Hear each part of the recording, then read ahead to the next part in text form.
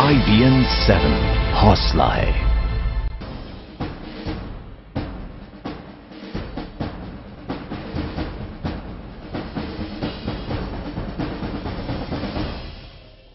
तो बिरसा मुंडा और नीलांबर पीतांबर के बलिदानों को याद करते हुए प्रधानमंत्री नरेंद्र मोदी ने यहां पे झारखंड में चुनावी बिगुल फूंक दिया है। झारखंड के डाल्टनगंज में मोदी ने कहा कि झारखंड में ये मेरी पहली चुनावी सभा है और मैं यहां की धरती को नमन करता हूं, क्योंकि यहां पर वीरों ने जन्म लिया है। मोदी ने कहा कि उन्होंने ऑस्ट्रेलिया जाकर किसानों की बात की। मोदी ने कहा कि मजबूत सरकार के लिए झारखंड को परिवारवाद से मुक्त होना होगा।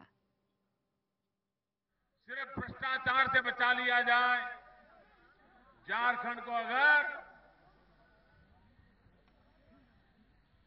परिवारवाद से बचा लिया जाए, भाई भतीजावाद से बचा लिया जाए, तो झारखंड के नौजवानों में इतनी ताकत है, झारखंड को आज वो हिंदुस्तान में नंबर 1 पर ला करके खड़ा कर सकते हैं। ये ताकत है आपके पास। भाइयों बहनों, मुझे झारखंड की सेवा करनी है। आप मुझे अवसर दीजिए भाइयों बहनों, आप मुझे अवसर दीजिए। विदेश दौरे से लौटकर आए प्रधानमंत्री नरेंद्र मोदी पर आराम हराम है का नारा फिट बैठता है। एक दिन भी आराम किए बगैर प्रधानमंत्री निकल पड़े झारखंड के लिए और डाल्टनगंज की चुनावी सभा से कर दिया शंखनाद। मोदी के निशाने पर झारखंड में जारी भ्रष्टाचार, परिवारवाद और गरीबी रही, लेकिन सूबे के लोगों के दिलों को छूने के लिए उन्होंने अपने खास अंदाज को भी नहीं छोड़ा। भारतीय जनता पार्टी की दिल्ली में सरकार बनानी थी।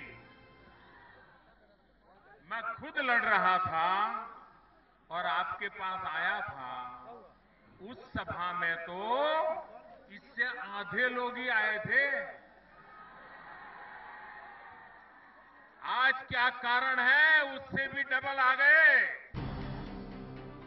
प्रधानमंत्री ने सूबे के गरीबों और किसानों को लुभाने के लिए अपनी विदेश यात्राओं से उनके मुद्दों को जोड़ने की भी कोशिश की। झारखंड के मेरे किसान भाइयों बहनों और मेरे हिंदुस्तान के किसान भाइयों बहनों, हमने वहां के यूनिवर्सिटी के वैज्ञानिकों के साथ मिलकर के उस संशोधन को काम को आगे बढ़ाने का तय किया है, जिसके कारण मेरे भारत के छोटे किसान, गरीब किसान, वे कम जमीन हो तो भी ज्यादा उत्पादन करें। पीएम मोदी ने झारखंड की खस्ताहाल स्वास्थ्य सेवा और आदिवासियों की आनुवांशिक बीमारियों का जिक्र कर ये जताने की भी कोशिश की कि देश के प्रधानमंत्री को उनकी सभी समस्याओं के बारे में पता है। जाते जाते पीएम एक ही बात कह गए, राज्य की हर समस्या का समाधान बीजेपी के पास है। मैं आज आपसे आग्रह करने आया हूं, झारखंड भी भारी बहुमत से भारतीय जनता पार्टी की सरकार बनाए, मुझे सेवा करने का अवसर दें, झारखंड का भाग्य बदलने का मौका दें। Bureau report, IBN 7। तो केंद्र में नरेंद्र मोदी की सरकार बनने के बाद से देश में बीजेपी ऐतिहासिक ऊंचाइयां छू रही है। कई राज्यों में बीजेपी को जबरदस्त सफलता मिल रही है। इस कामयाबी को प्रधानमंत्री नरेंद्र मोदी की लहर से जोड़कर देखा जा रहा है। अब बारी है झारखंड और जम्मू कश्मीर में विधानसभा चुनावों की। कब है चुनाव और क्या है चुनाव आयोग के सामने चुनौतियां और किस तरह चल रहा है यहां पे इन दोनों राज्यों में चुनाव प्रचार, देखिए IBN 7 की खास रिपोर्ट। भारत माता की, भारत माता की, भारत माता की। झारखंड और जम्मू कश्मीर में विधानसभा चुनाव की सरगर्मी तेज हो गई है। झारखंड में एक के बाद एक कई रैलियां कर प्रधानमंत्री नरेंद्र मोदी ने माहौल गरमा दिया है। तो दूसरी तरफ कांग्रेस के अध्यक्ष सोनिया गांधी की रैली के बाद सरगर्मी महसूस की जाने लगी है। दूसरी तरफ चुनाव आयोग ने भी झारखंड और जम्मू कश्मीर विधानसभा चुनाव की तैयारी तेज कर दी है। दोनों राज्यों में 25 नवंबर से चुनाव होंगे। 5 चरणों में मतदान होगा। चुनाव आयोग के मुताबिक दोनों राज्यों में 25 नवंबर को पहला, 2 दिसंबर को दूसरा, 9 दिसंबर को तीसरा, 14 दिसंबर को चौथा और 20 दिसंबर को 5वें चरण का मतदान होगा। झारखंड में विधानसभा की 81 सीटें हैं, जबकि जम्मू कश्मीर में 87 सीटें हैं। दोनों ही राज्यों को चुनाव के लिहाज से बेहद संवेदनशील माना जाता है। इसलिए चुनाव आयोग के सामने शांतिपूर्ण चुनाव करवाने की बड़ी चुनौती है। Bureau report, IBN 7। और अब बात जम्मू कश्मीर विधानसभा चुनावों की।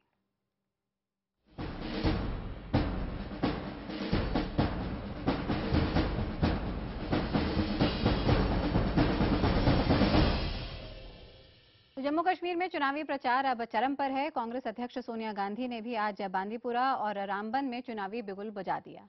सभी राजनीतिक दल जीत के लिए अपना अपना दावा ठोक रहे हैं। बांदीपुरा में प्रचार करने पहुंची सोनिया गांधी ने कश्मीर की आवाम को सैलाब के दर्द की याद दिलाकर मरहम लगाने का दिलासा देने की कोशिश की। बांदीपुरा के मंच से सोनिया गांधी ने कांग्रेस के प्रचार का बिगुल बजा दिया। कांग्रेस अध्यक्ष के भाषण से साफ हो गया कि उनकी पार्टी कश्मीर की सबसे बड़ी त्रासदी सैलाब को मुद्दा बनाने जा रही है। सोनिया गांधी ने कश्मीर की जनता को सैलाब के साथ ही जलजले की याद भी दिला दी।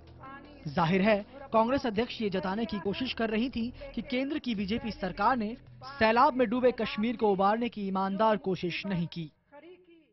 जिंदगी में तकलीफें तो आती हैं, लेकिन समय पर राहत पहुंच जाए तो सुकून मिल जाता है। आज जब केंद्र में भाजपा की सरकार बैठी है तो लगता है जैसे आपकी मुसीबतों से उसे कोई लेना देना नहीं है। जम्मू कश्मीर में इस बार चौतरफा मुकाबला है। पीडीपी, नेशनल कॉन्फ्रेंस और कांग्रेस के अलावा बीजेपी भी चुनाव में पूरी ताल ठोक रही है। बांदीपुरा की इस रैली में सोनिया गांधी के साथ मंच पर मौजूद थे जम्मू कश्मीर के पूर्व मुख्यमंत्री गुलाम नबी आजाद, कांग्रेस की वरिष्ठ नेता अंबिका सोनी और सैफुद्दीन सोज। बांदीपुरा में सोनिया गांधी के भाषण से साफ है कि वो यहाँ के चुनाव में केंद्र की बीजेपी सरकार पर निशाना साधकर जीत का परचम लहराना चाहती हैं। लेकिन वहीं बीजेपी नेताओं को मोदी के करिश्मे पर पूरा भरोसा है। बड़ी संख्या में लोग भारतीय जनता पार्टी की तरफ बहुत विश्वास और बहुत यकीन के साथ देख रहे हैं। धर्म, जाति, क्षेत्र की सारी दीवारें तोड़ करके सुशासन और विकास की तरफ देख रहे हैं। मोदी जी के विकास के मंत्र की तरफ देख रहे हैं। ये अपने आप में एक बहुत बड़ा क्रांतिकारी और ऐतिहासिक परिवर्तन का गवाह बनने वाला है। कांग्रेस और बीजेपी भले ही एक दूसरे पर निशाना साध रही हैं, लेकिन यहाँ के चुनाव में पीडीपी और नेशनल कॉन्फ्रेंस की भूमिका भी बहुत अहम है। राज्य के मुख्यमंत्री उमर अब्दुल्ला प्रचार की कमान संभाले हुए हैं, तो पीडीपी की तरफ से महबूबा मुफ्ती स्टार प्रचारक हैं। बहरहाल अब कुछ ही दिन का खेल बाकी है, इसलिए सभी दल रात दिन जनता को लुभाने में जुटे हैं। बांदीपुरा से नसीर अहमद, IBN 7। और IBN 7 भी अपनी नजर लगातार बनाए हुए हैं इन विधानसभा चुनावों पर। जम्मू कश्मीर में इस बार चुनाव को लेकर जबरदस्त उत्साह देखा जा रहा है। कश्मीर का कंगन इलाका सियासी लिहाज से बेहद अहम होता है। यहाँ से नेशनल कॉन्फ्रेंस के नेता और राज्य के वन मंत्री मियां अल्ताफ उम्मीदवार हैं। क्या है कंगन की जनता का मिजाज, हमारे संवाददाता नसीर अहमद ज्यादा बता रहे हैं। चुनावी चौपाल में आपका स्वागत है।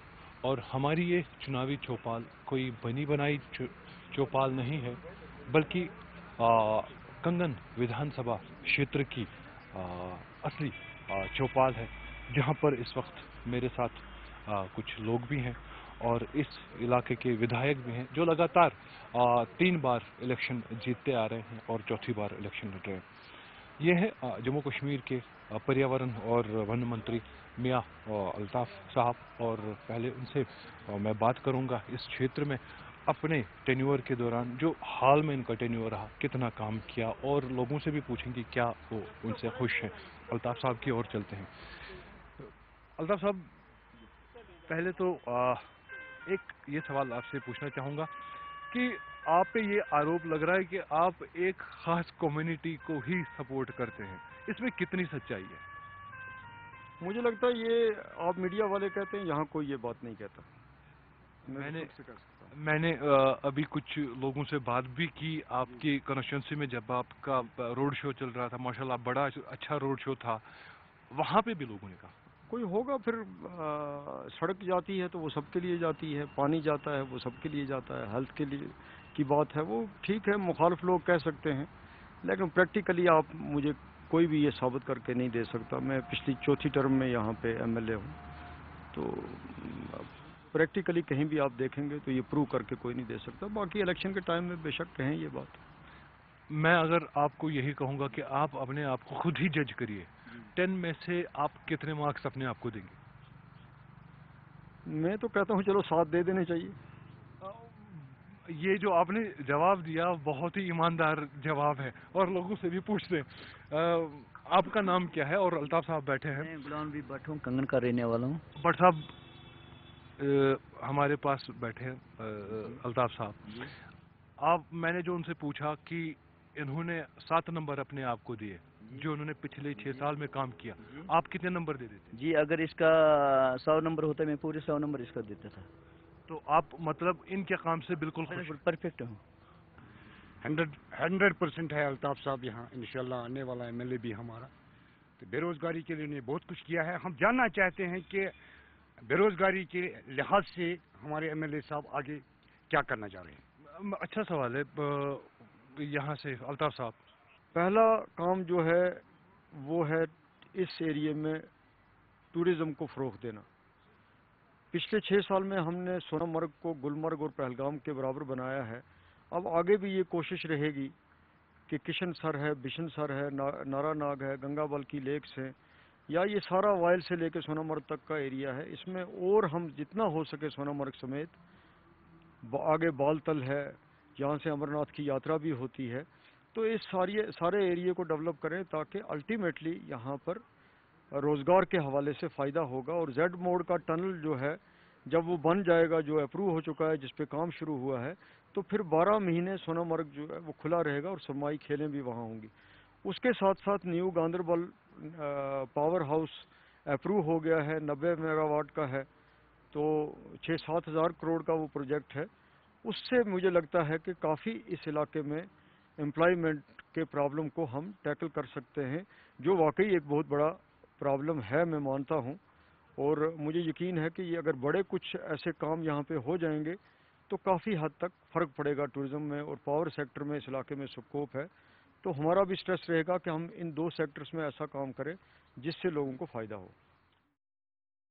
जम्मू कश्मीर के कंगन असेंबली सेगमेंट से तो वहाँ की जनता खुश दिखती है मौजूदा विधायक से, लेकिन झारखंड के लातेहार की जनता क्या सोचती है?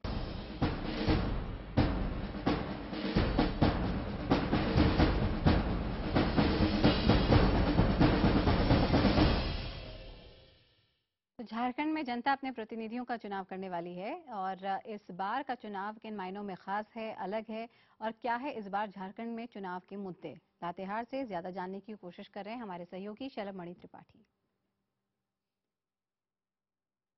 अपने अगले पड़ाव में हम पहुंचे हैं लातेहार। ये लातेहार का जिला मुख्यालय है और शहीद चौक इस जगह को कहते हैं। ये पूरा मार्केट है, आप देख सकते हैं।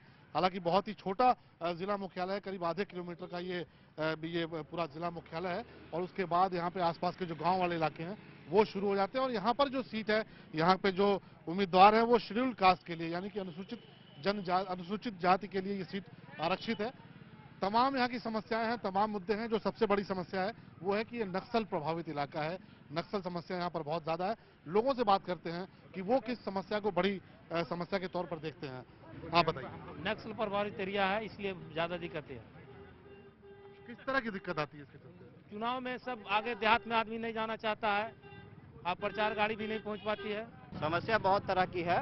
देखा जाए तो लातेहार में एक डिग्री कॉलेज नहीं है, यहाँ से पढ़ने के लिए बच्चे बाहर जाना पड़ता है। और गरीबी सबसे मुख्य कारण है, पलायन बहुत ज्यादा होता है, यहाँ के लोग बाहर जाकर काम करते हैं। कि आप कैसा नेता इस बार चुनने जा रहे हैं? कैसा जाति पात पे वोट करेंगे या विकास के मुद्दे पर? स्वतंत्र विचार के होने चाहिए। सबसे पहले एजुकेटेड, जो शिक्षा के लिए यहाँ पे बहुत सारा होड़ रचा हुआ है कि यहाँ पे कोई कॉलेज नहीं है। सबसे पहले तो वो उन लोगों को जॉब देना चाहिए जो शिक्षित होकर यहाँ पर बेरोजगार पड़े। यहाँ पर जैसे हम हो गए, ये हो गए, बहुत सालों से शिक्षा होकर बेरोजगार जॉब के लिए अप्लाई कर रहे हैं। आपको लगता है कि कोई मजबूत नुमाइंदा यहाँ से नहीं गया, नहीं तो लातेहार की स्थिति शायद बेहतर होती? नुमाइंदा की बात अगर आप करते हैं तो नुमाइंदा तो सब एक समान है, सारे लोग प्रयास करते हैं। बट यहाँ पर है क्या कि यहाँ पर जो मूलभूत और ज्योग्राफिकल फिगर जो बोला जाता है वो ज़्यादा है। ये लातेहार जिला जो है एक उग्रवाद प्रभावित जिला है। इस जिला में काम तो सरकार की योजनाएं आती हैं, लेकिन कहीं ना कहीं उग्रवाद भी उसको विफल करती है, वो सफल नहीं हो पाती, जमीन पर नहीं आ पाती है।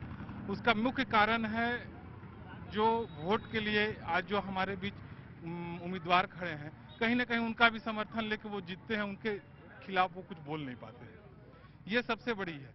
यहाँ पर अकूट भंडार है खनिज का, लेकिन फिर भी यहाँ रोजगार नहीं है।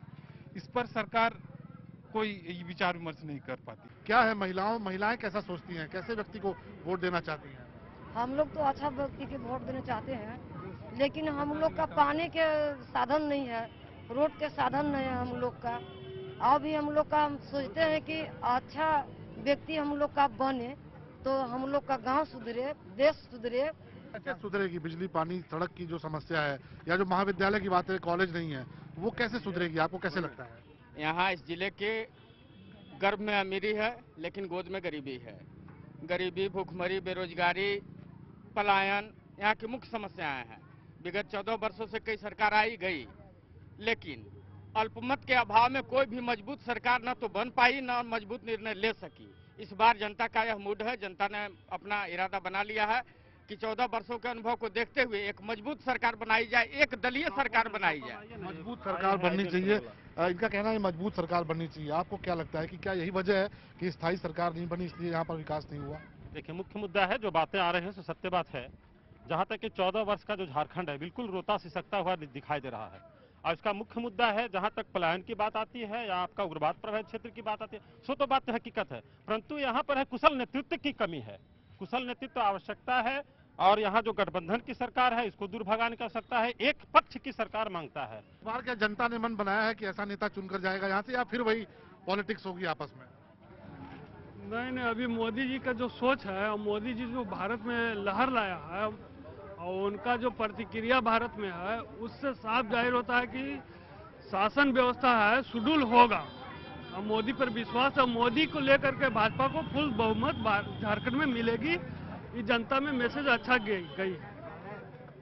तो साफ तौर पे आप देख सकते हैं कि तमाम तरह के विचार निकल के आए, और ये थी लातेहार की आवाज। अगली कड़ी में होगी किसी अगले पड़ाव पर मुलाकात, तब तक के लिए नमस्कार। तो कुशल नेतृत्व की जरूरत है, लोकतंत्र में एक अच्छा नेता ही तो चाहिए।